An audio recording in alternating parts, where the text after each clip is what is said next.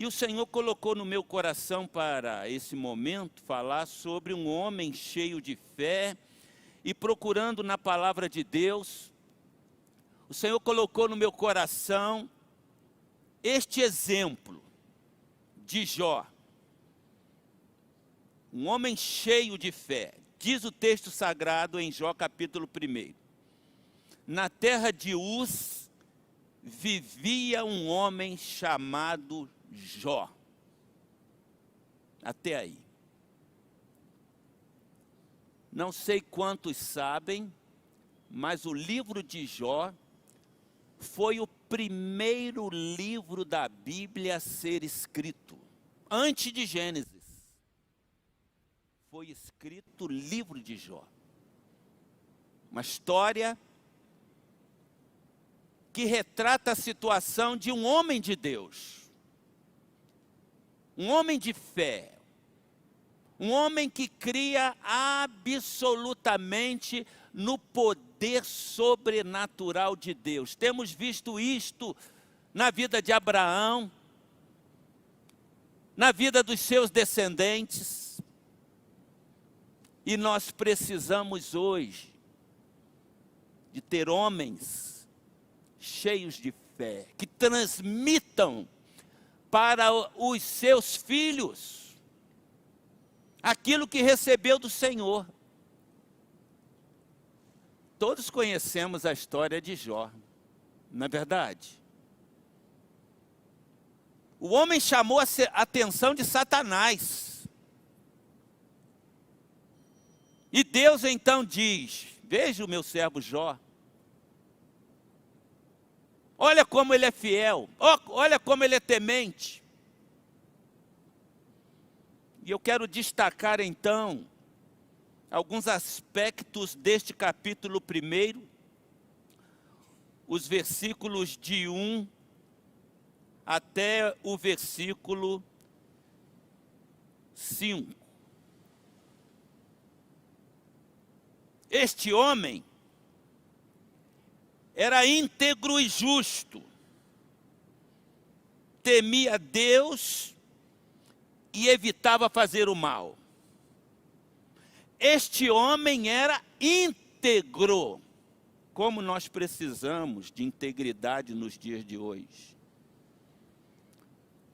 Integridade quer dizer do teu relacionamento com Deus. Quem não tem um bom relacionamento com Deus não tem integridade. Integridade é percebida quando você está só ou quando está fazendo algo só. É você sozinho, onde você é o que é. Alguém já disse, nós somos o que somos quando nós estamos no nosso ambiente particular. Quando você está entre quatro paredes.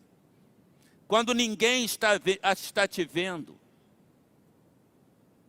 E isto vai dizer muito da tua integridade. É por esta razão que quem rouba, rouba no escondido. Quem mata, mata no escondido. Quem trafica, trafica no escondido. As pessoas cometem os seus erros às escondidas. Porque às escondidas, a pessoa revela aquilo que verdadeiramente ela é. Um homem íntegro é um homem que não mente, é um homem que não lesa ninguém, é um homem que não é aproveitador, porque o seu relacionamento é com Deus e onde está, sabe que Deus está presente, sabe que Deus está vendo. Precisamos de pastores íntegros, precisamos de diáconos íntegros, precisamos de homens e mulheres íntegras. Integridade é o que mais falta em nossos dias. E a Bíblia diz que Jó era um homem íntegro e justo. Justiça já quer dizer do seu relacionamento com o próximo. Jó era íntegro, mas era justo. Ele praticava a justiça. Ele não se alegrava com a injustiça. Ele socorria os pobres, os necessitados, os doentes, aqueles que precisavam dele. E eu gostaria que todos que me ouvem saíssem com este desejo de ser alguém semelhante a Jó. Porque Jó alegrou o coração de Deus.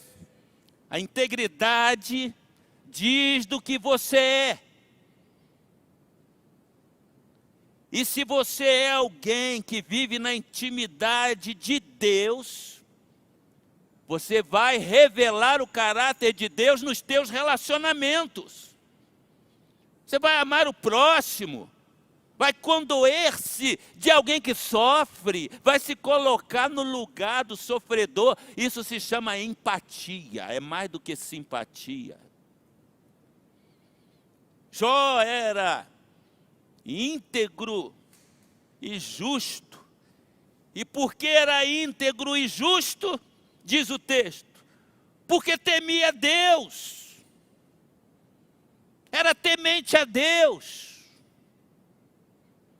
era alguém que se submetia.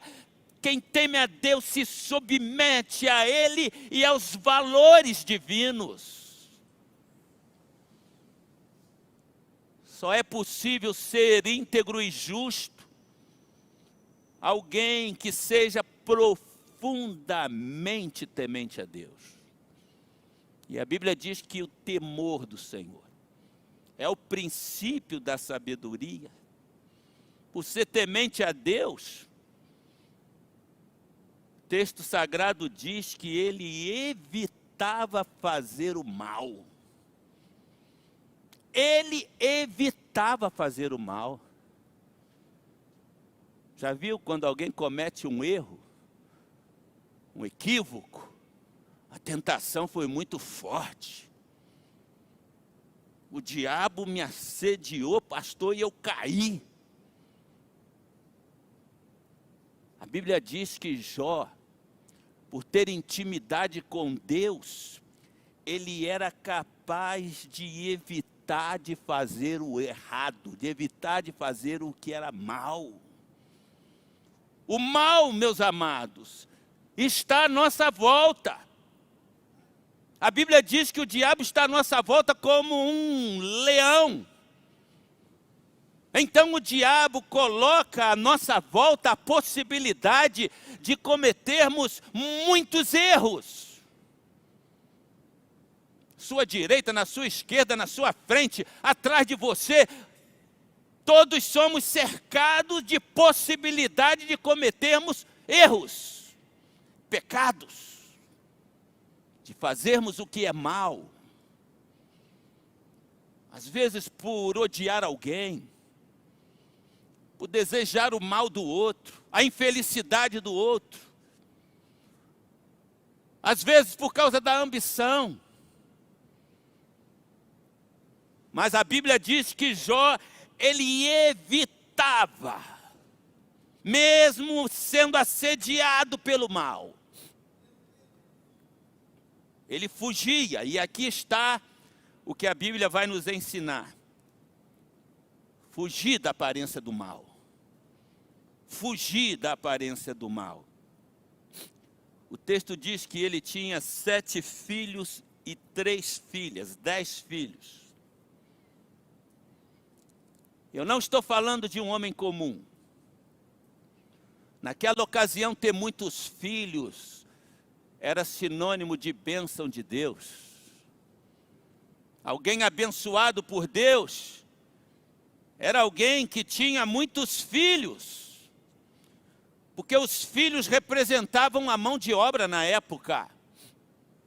É por esta razão que as mulheres estéreis sofriam muito naquele contexto, porque não podiam gerar filhos. Mas Jó, ele era rico da graça, da bênção de Deus. Sua mulher era frutífera, como diz o salmista no Salmo 127, 128. Então Jó era abençoado, e mais ainda, ele era riquíssimo. Não era um homem qualquer. Ele era um homem riquíssimo, e é difícil alguém riquíssimo ter essas qualidades de integridade, de justiça, de temor de Deus, de se afastar do mal. O texto sagrado chega a mencionar a riqueza de Jó. Ele possuía 7.000 ovelhas, 3.000 camelos, 500 juntas de bois, 500 jumentos. Tinha muita gente a seu serviço. Era o mais rico do Oriente. Ele vivia na região de Uz. E essa região, muitos fazem referência que ficava ali, perto da Arábia. Jó tinha muita terra. Jó tinha muitos animais. Para nós hoje não tem muito sentido, mas seria como alguém rico hoje ter várias Ferraris na garagem, Porsche, avião. Quando o texto diz que ele tinha muitos animais, muitos bois, muitos jumentos, muita gente a seu serviço. E você conhece alguém muito rico? Quando possui algo semelhante como Jó possuía. Mas o texto sagrado, além de dizer que Jó era o mais rico, ele era um homem preocupado com sua família. Quem não é temente a Deus, meu amado, quer curtir a vida com as bebidas mais finas, com as mulheres mais bonitas, viajando os países, curtindo a vida. E em geral,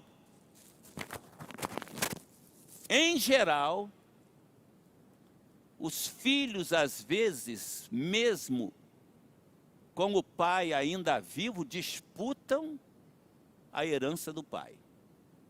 Não foi assim com o filho pródigo? Matou o pai antes do pai morrer. Reparte a metade dos teus bens. Quantos filhos que desejam a morte do pai, da mãe? Temos várias notícias a este respeito na sociedade brasileira, porque a riqueza muitas vezes leva o pai ou a mãe a se preocupar tanto em manter, conservar e prosperar o que tem, que não tem tempo para a família. E os irmãos acabam se tornando inimigos. Eu conheço uma família muito rica, deve ter uns 7 filhos. E eu já ouvi deles, alguns deles, nós estamos só esperando o papai morrer porque o pau vai quebrar. Sabe por quê? Porque no testamento ele deixou os bens só para os filhos homens, não deixou para as mulheres. Todos crentes, mas o pau vai quebrar. Vai entrar na justiça, vai requerer parte. Mas a Bíblia diz que Jó, veja bem, tinha 10 filhos. Não entra em detalhes sobre a idade dos filhos, se eram casados ou não, mas dá para a gente ler nas entrelinhas que os filhos de Jó, possivelmente, já eram casados. E se tinham um pai tão rico, com certeza tinham lá as suas mansões. Tinham a vida independente. Mas olha o que o texto diz. Seus filhos costumavam dar banquetes em casa. Banquete top. Rico, banquete de rico. E nós que somos classe B, C, se tiver alguém da classe A aí, pode me procurar aqui na frente depois. Mas o meu filho, ele trabalha com altos investimentos. Só trabalha com arquimilionário. Quem pode investir 500 milhões, 1 bilhão? E ele diz para mim assim, pai, existe um mundo que as pessoas comuns não conhecem. É o mundo dos bilionários. Cada um tem o seu avião particular, não perambulam pelas ruas. Os colégios geralmente são seletivos. Eles já saem do colégio no Brasil, vão para uma faculdade, os filhos nos Estados Unidos ou em algum outro país. Tem os seus iates. É um outro nível. E a minha filha trabalha para um desses arquimilionários. Aí há poucos dias ela me mandou uma mensagem dizendo assim, pai, o senhor não vai acreditar. Meu patrão me mandou ir a São Paulo de avião buscar 12 pratos para um jantar à noite. Pratos bordados a ouro. É um outro mundo. E é difícil você encontrar alguém neste mundo que seja temente a Deus. Jó era um desses homens. Era o mais rico, o mais próspero. Mas ele não era só mais rico e mais próspero. Ele era o homem mais temente a Deus. É desse tipo de homem. É desse tipo de homem que Deus está buscando. Não importa se pobre ou rico. O teu valor está dentro de você e não nas coisas que você tem. O diabo, ele olha para o que você tem. Por isso ele tirou os bens de Jó, ele tirou a saúde, porque o diabo entendia, se eu tirar os seus bens, se eu tirar a saúde, ele vai blasfemar de Deus. Mas Jó conservou o compromisso que ele tinha com Deus. E a Bíblia diz que os seus filhos faziam festa, seus filhos banqueteavam, com certeza porque Jó proporcionava esse ambiente, influenciou a vida dos filhos de tal maneira para que eles não perdessem o vínculo de comunhão uns com os outros. Como é triste. E a gente tem casos de pais que não falam com o filho, de irmãos que não se dão um com o outro.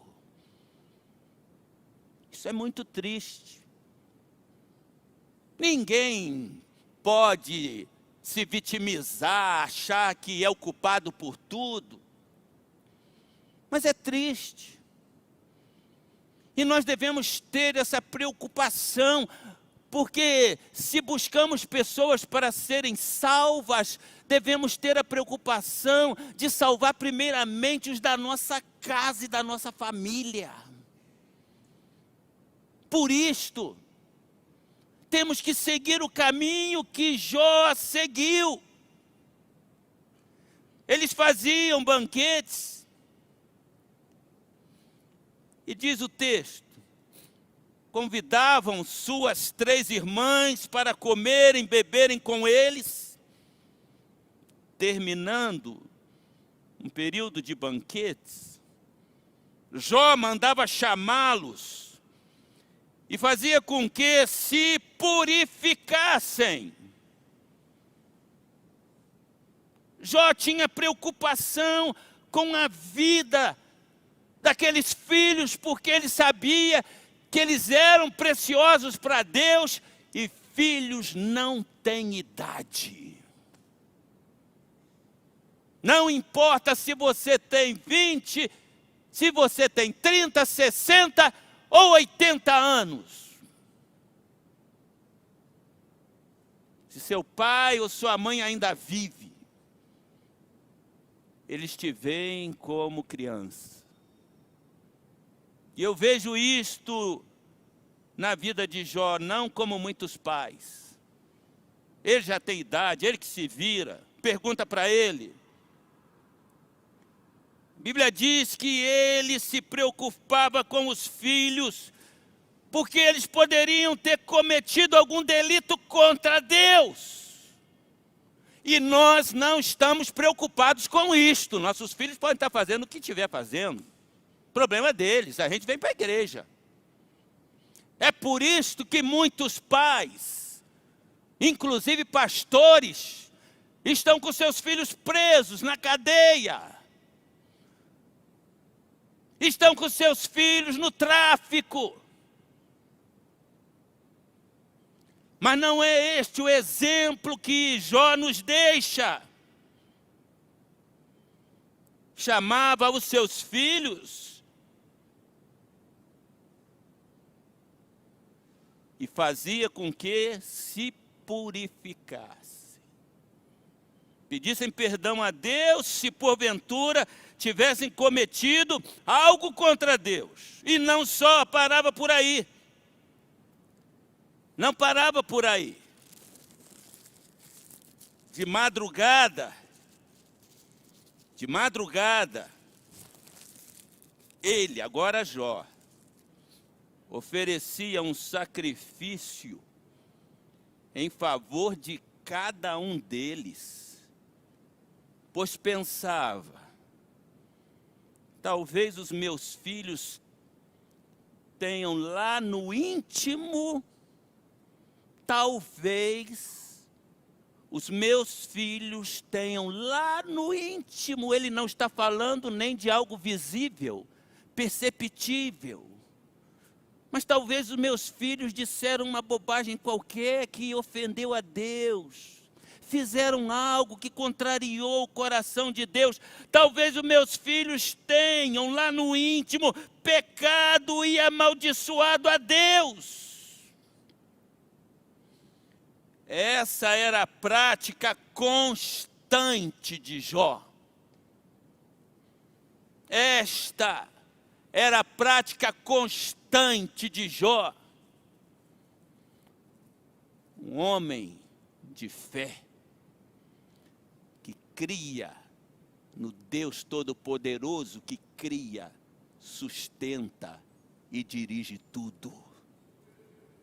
Esse é o Deus que você serve. E pelo compromisso que temos com Ele, temos responsabilidade com nossos filhos. Temos responsabilidade com nossos filhos. Porque eles serão os continuadores. Eu falei hoje pela manhã, muitas vezes Deus não cumpre as promessas dele na nossa vida.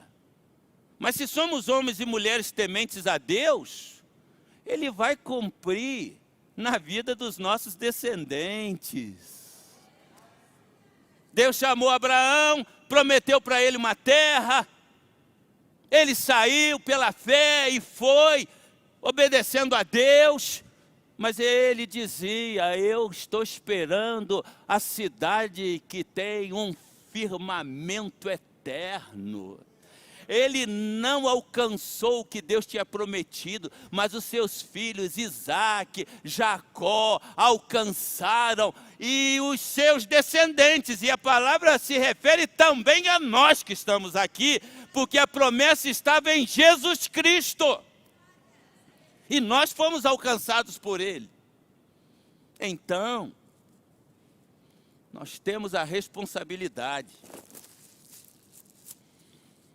de conduzir os nossos filhos para que eles herdem. Quando meus avós morreram, eu ainda era bem mais novo, eu escrevi um texto, e naquele texto eu disse assim: nossos avós nos legaram um nível de fé que nos trouxe até aqui. Agora é nossa responsabilidade dar continuidade ao mesmo nível de fé. Nós vamos morrer, nossos descendentes têm que dar continuidade à fé que brotou em nossos corações quando nós cremos em Jesus Cristo como Senhor e Salvador. Jó era um homem muito rico, mas a sua riqueza não estava nas coisas materiais. A sua riqueza estava no Deus que sustentava a sua vida. E por isso disso, ele fez de Deus algo mais importante na sua vida. Eu gostaria que os homens que me ouvem nesta hora saíssem daqui, relessem esse texto da palavra de Deus, meditassem. Deus se agrada de homens que o colocam em primeiro lugar na sua vida. Se você colocá-lo em primeiro lugar na sua vida, tenha certeza, o diabo vai tentar te minar, destruir a tua vida, a tua fé, mas se você se mantiver firme, vai acontecer contigo o que aconteceu com Jó. Mesmo sendo tão temente a Deus, mesmo sendo tão submisso, quando chega no final do livro, no final da história de Jó, quando Deus restitui tudo que ele tinha perdido, Jó faz a seguinte declaração: eu te conhecia de ouvir falar, mas agora os meus olhos te veem. Agora os meus olhos te veem. Em outras palavras, ele estava dizendo: a minha experiência agora não é teórica, foi na prática que eu pude ver a manifestação do teu poder na minha vida. Deus restituiu tudo, Deus restituiu a saúde, Deus restituiu os bens, Deus restituiu a sua família, e eu quero dizer que Deus pode fazer isso na tua casa. Se um filho se perdeu, uma filha se perdeu, se você acha que tudo está acabado, permaneça firme e creia pela fé, como um homem de Deus, Ele vai te restituir. Vamos ficar em pé nesta hora. Quero fazer uma oração pelas famílias, em particular pelos pais. Mas eu gostaria, nós oramos domingo passado pelas mães que gostariam de ter um filho e não conseguem. Eu gostaria de chamar em primeiro lugar, se nós temos aqui algum casal que não consegue ter filho. Não vou chamar só a mulher não, porque às vezes o problema está com o homem. Se temos algum casal que não consegue ter filho, vem aqui à minha esquerda aqui. Tem algum casal aí que gostaria de ter filho e não consegue? Vem aqui à minha esquerda.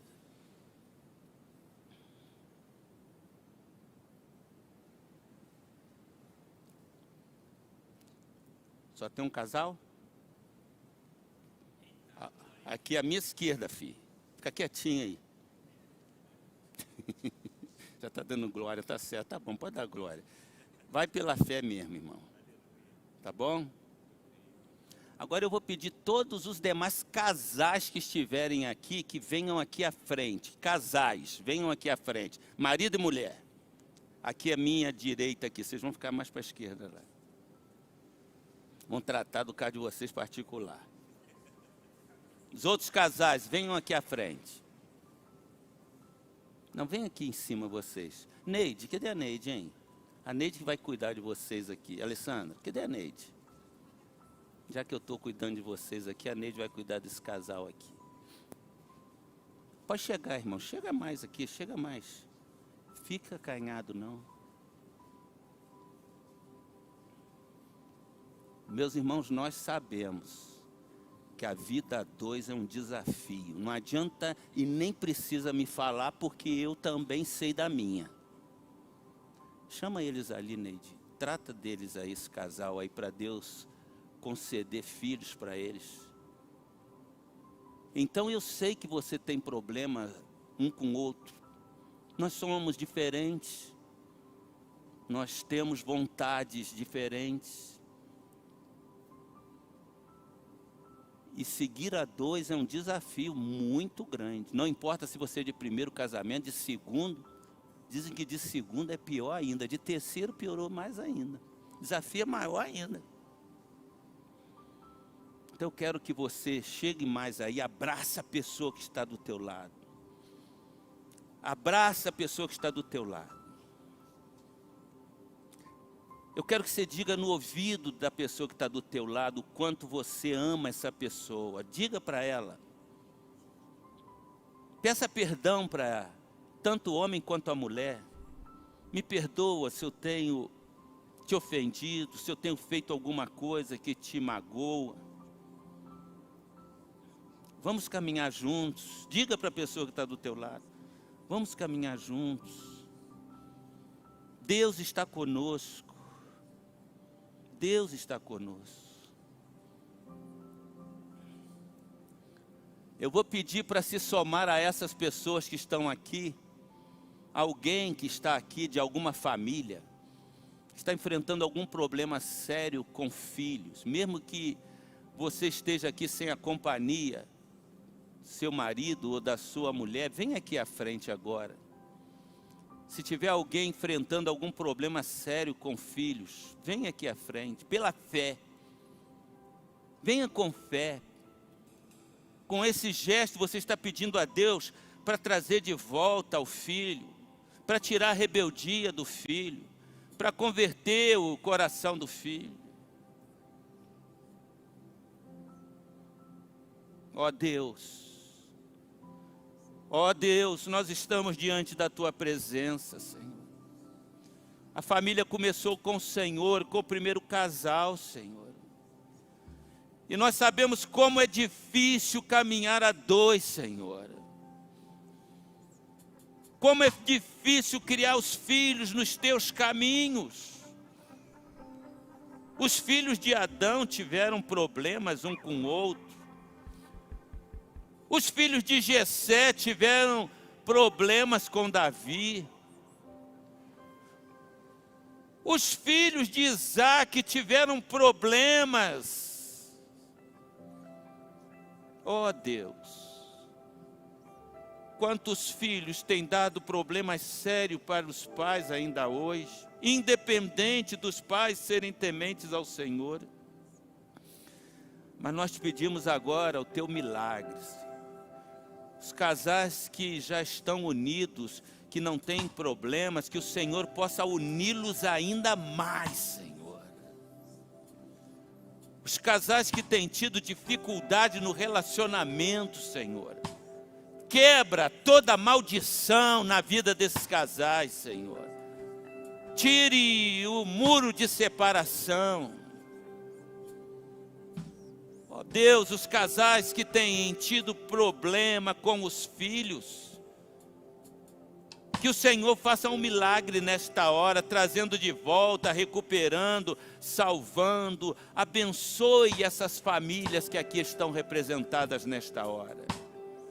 Neste dia que celebramos o Dia dos Pais. Deixa uma bênção especial na vida de cada pai, ó Deus. Restaura a saúde. Abra as portas para que possam ser bem-sucedidos economicamente, na vida financeira. E ó Deus, os casais que desejam ter filhos, representado aqui por este casal que aqui está, Senhor, toca a vida deles em nome de Jesus, faça um milagre, abra, Senhor, a madre, permita, Senhor, que os teus servos gerem filhos, como o Senhor permitiu a Abraão. Nós oramos porque confiamos no teu poder e sabemos que o Senhor é o Deus dos impossíveis. E o Senhor pode nesta hora operar milagres. Por isso, Senhor, entra na nossa vida agora com um poder sobrenatural, entra na nossa casa, entra na nossa família e opera o teu milagre. Pelo poder do nome de Jesus oramos. Amém e amém. Que Deus te abençoe, que Deus abençoe a tua casa, que Deus abençoe a tua família. Louvando o nome do Senhor, nos despedimos do culto desta noite. Vamos louvar o nome do Senhor, hein?